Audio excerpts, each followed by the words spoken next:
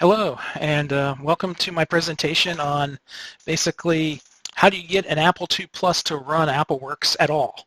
Um, the impetus for this particular session came from me as a 12-year-old kid when I got my first Apple II Plus. And back then, yeah, I didn't have any extra memory or anything, just had the 16K Apple card and really couldn't run much of anything except the stock applications and games that would all fit in 64K. At that time, it would have been 1984 when we received that particular secondhand Apple II Plus, which I still own today and will be showing here in a couple seconds. Yeah,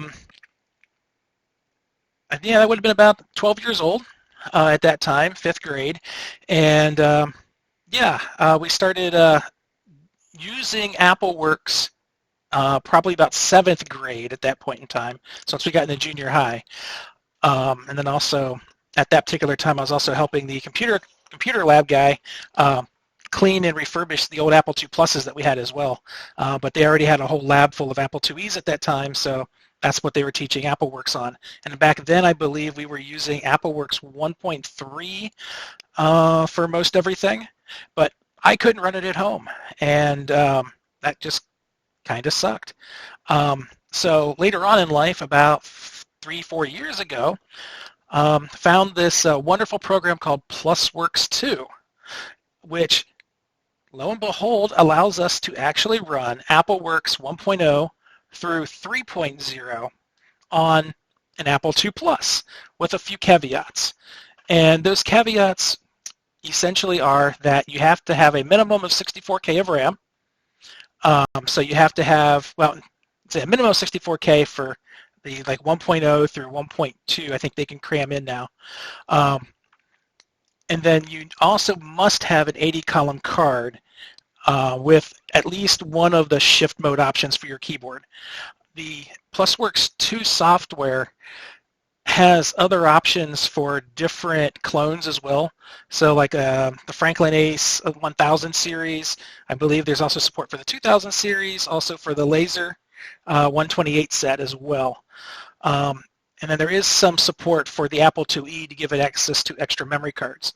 And that's one of the things I'm going to show here in a little bit as well, which is basically how I'm getting roughly, hopefully, 2 megs of RAM to show up in AppleWorks 3 on an Apple II Plus.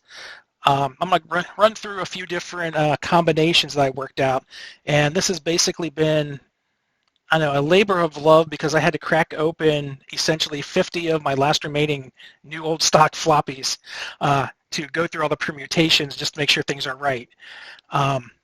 One of the things you'll see coming up is the fact that this particular software requires you to do everything on disk 1, and it is floppy based only.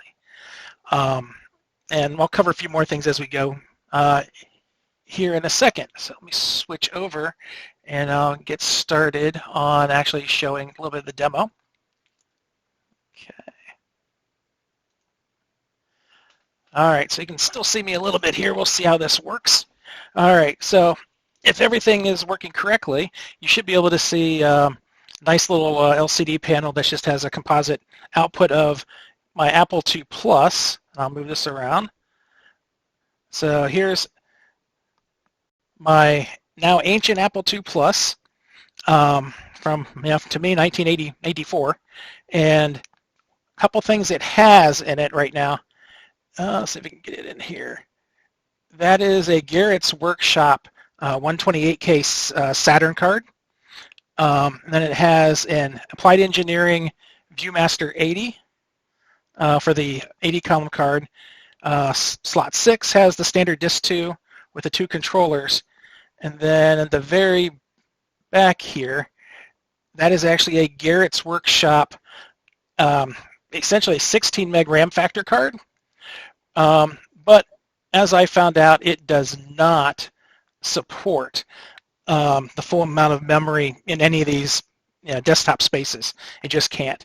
What I've basically found out is that you can basically get a maximum of 1 meg of Slinky RAM or RAM Factor RAM as additional desktop space. It's like 1024 exactly on the 1.0 levels. 2.0 drops it back to like 1004. So it's still a lot of memory for an Apple II Plus, and the fact that it's running AppleWorks of any sort, which basically just crashes if you try to run it normally without it. So what I kind of want to start with at present here is I'll take you through one of the packages, which is called actually PlusWorks 3, since I actually have that set up. See that, PlusWorks 3. And that's the last version that was released by the company, which was Norwich Data Services Limited. And it was meant for specifically AppleWorks 3.0, and it's rumored that it can work on 4.0, but I have not found a floppy-based version of 4.0 that the installer actually will convert properly. So that's one of my to-do lists.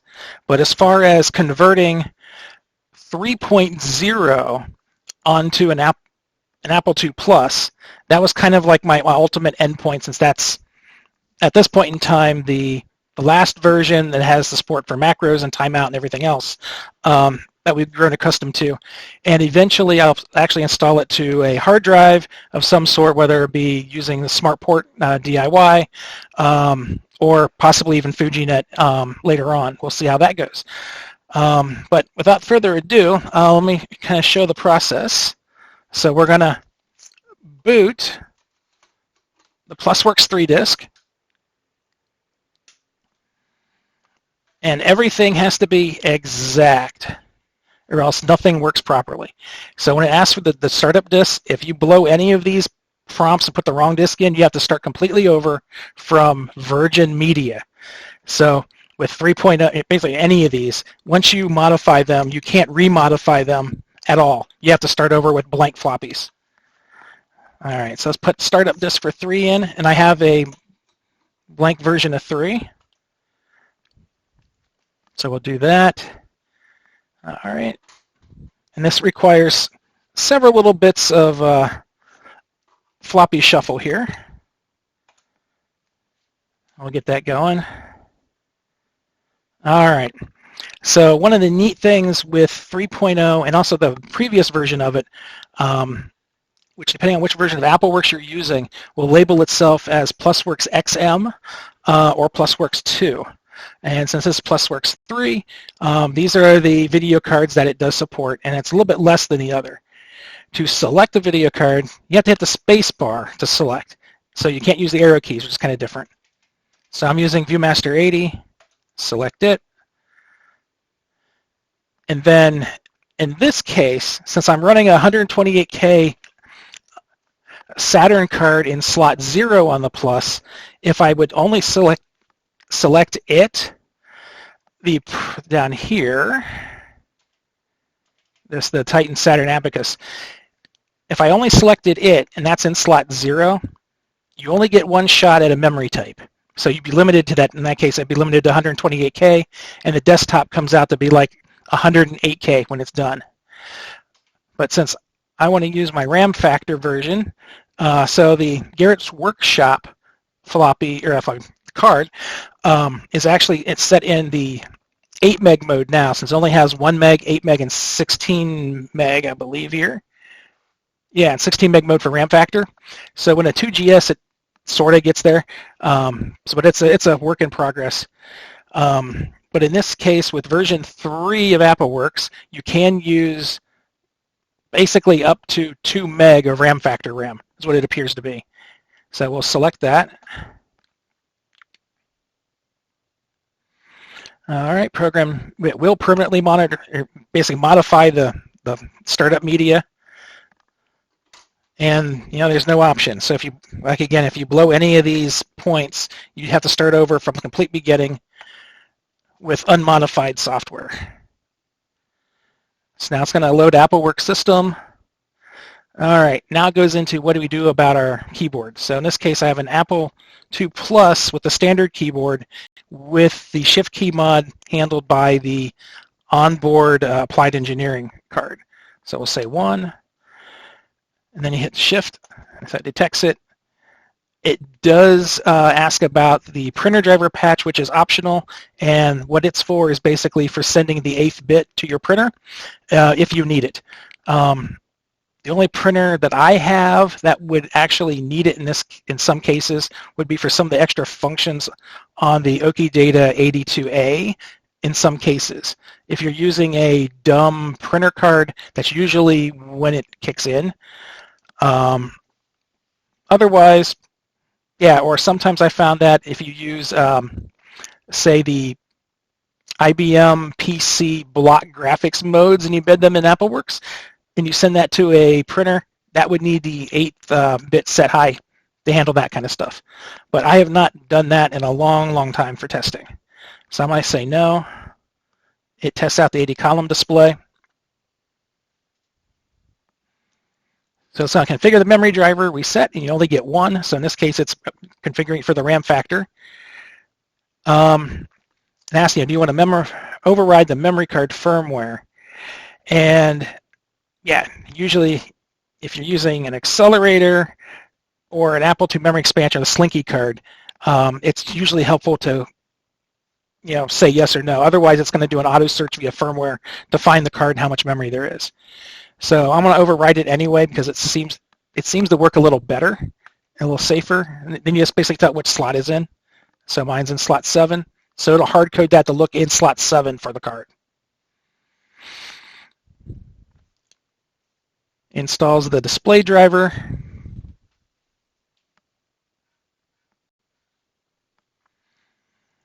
All right. And since this 3.0, we have startup, program, and then spreadsheet are the 3 floppies you absolutely need to make this happen. All right. So in this case, it's the word processor and database, which I have on this other floppy. And we'll go ahead and get that modified.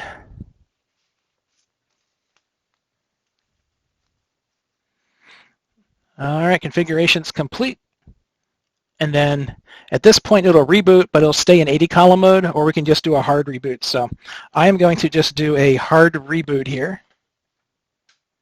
So everything turned off. All right, there we go. We're booting. And of course, it's because I left the program disk in. So let's do this correct. Do it one more time.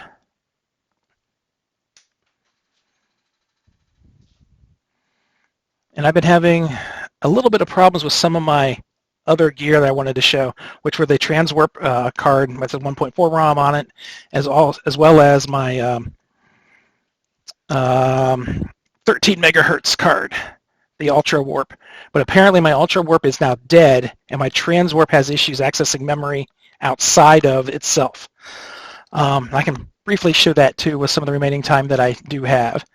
So in this case, okay, it brings up, you pick your date. I say, we'll say here's the 8/21, and down here you can see that it's running 2002 meg. So it did see 2 meg. Now what I don't know for this particular test is, did it actually properly bring the memory up? And one of the tests that I do is I bring up a word processor, new document, and if you can type a whole bunch of rows without it crashing, then the memory driver is actually doing its thing.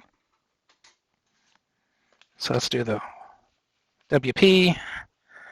So that's over here. Let's load that up.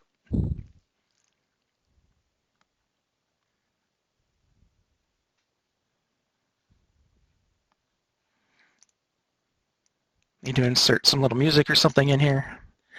But this is one of the benefits that you have, especially on the 2 Plus, that you have the extra RAM, is that you're preloading all the modules of AppleWorks. And you can change that in the settings on your preloading settings as well. If you don't want to, if you only use word processor most of the time, or only use the spreadsheet or whatnot, you can just load the modules you want. So you don't have to mess around with loading everything and changing it. But the other good thing I mentioned before was that with version 3, you can actually install this to a hard drive partition, which I just have not done yet. But the important part is you have to do it from the floppy media to make the modifications to it first. Then you can copy the files over and then boot up. All right, so it's gonna get in there. Now we have AppleWorks running. So let's add a word processor file and see if we crash and can use the actual 2 meg that it found. Okay, from scratch. Test name. All right, let's go here. And right now, the way this video works, it fits on the screen sorta, so I had to cut off like the top line. So there isn't, that's the normal status line at the top. But the idea is hopefully this doesn't crash by the time we get the ability to scroll. And if we get that far, I'm going to do a bunch of stuff. This generally means, yes, it did actually work. All right, so there you have it. You've got AppleWorks 3.0 running on an Apple II Plus with 2 megs of desktop space, which I think is pretty cool for a machine that was never meant to run this at all. So let's go back and I can take you through a couple other configurations we got here. So let me get back out of this, escape. Do the 6 to quit.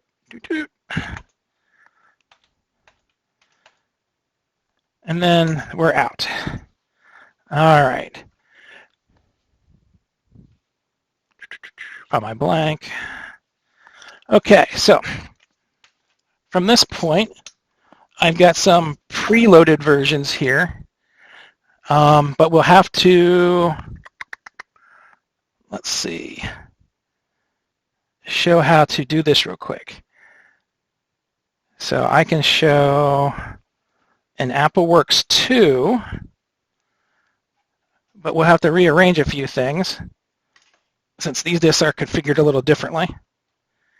So in this case, I'm going to take the Saturn card and put that in slot 7. This will be a nice showing for those that don't have all the extra memory. And I do actually have a regular, this is a 16K Applied Engineering Pocket Rocket, which is basically just another 16K card that doesn't require you to remove the chip from the motherboard that the normal Apple card does. All right, so we'll do that. Okay, then I have a set of disks that lets me set this up correctly. All right, so we need AppleWorks 2.0 startup, 16K slot 0, 128K slot 7. And I help basically label the floppies in order to keep them straight of what particular requirement it's set up for. So we'll go ahead and boot that startup disk. And we'll see a downgraded version of basically AppleWorks 2 running on essentially 128K plus the 16 of the Pocket Rocket and the motherboard RAM, which gives you 124K of desktop space, which still isn't bad. You can do a lot of typing with that amount of space. So let's go ahead, put the program disk in.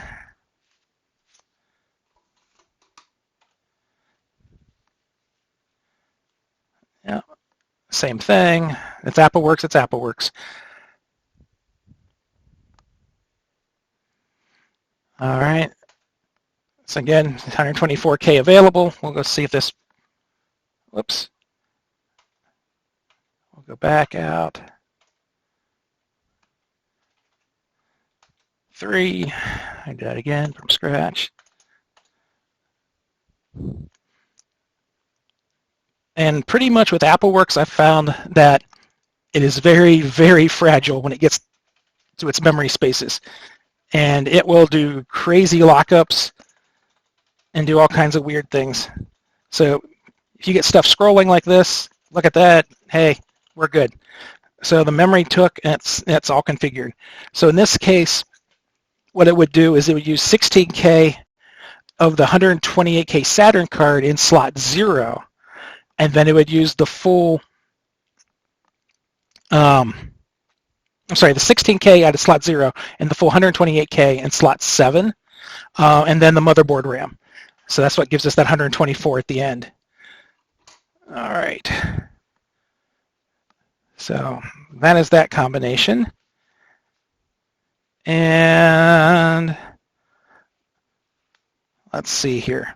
We'll go back to here and grab the very earliest version of AppleWorks if you happen to do it. And again, that's going to be a 1.2, which is the earliest I could find images for. And that's another thing I kind of want to bring up about this process too, is that the version of the media you use to modify is very specific. So it took me probably 6 months to find a working AppleWorks 3.0 floppy set that wasn't somebody's archive edition that was unopened. It turns out that apparently in my collection, I didn't have a version of it either when I looked. But then several months later, I found 6 different copies buried in my other collections from other friends. But at least online, there are no working images of 3.0. Because if they're modified in any way, say like 3.01, 3.02, this package for PlusWorks 3 will not modify it. So again, okay, so this time, instead of 124K, we have 136K. And again, it's an earlier version of AppleWorks.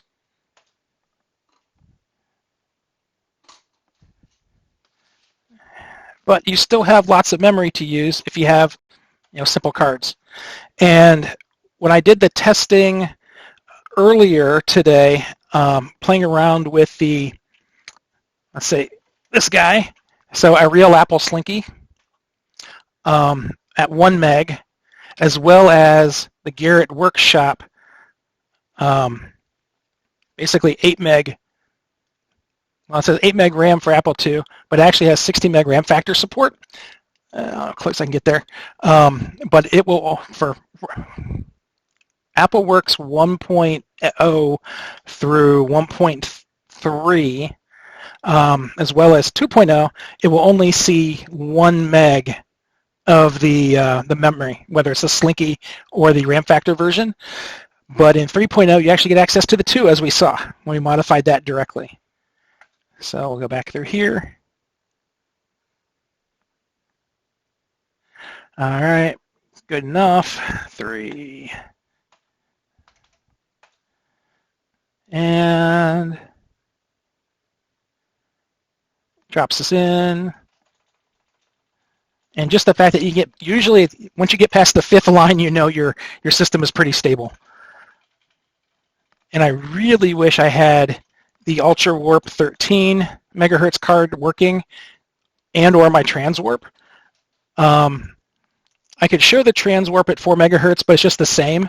You get, in this case, you get a little bit less memory because it basically only sees the extra 64K of the onboard memory onto the Apple II Plus that it would normally would. And you can only expand it via that, at least my card apparently can only access itself. It won't actually access any other memory card. It used to.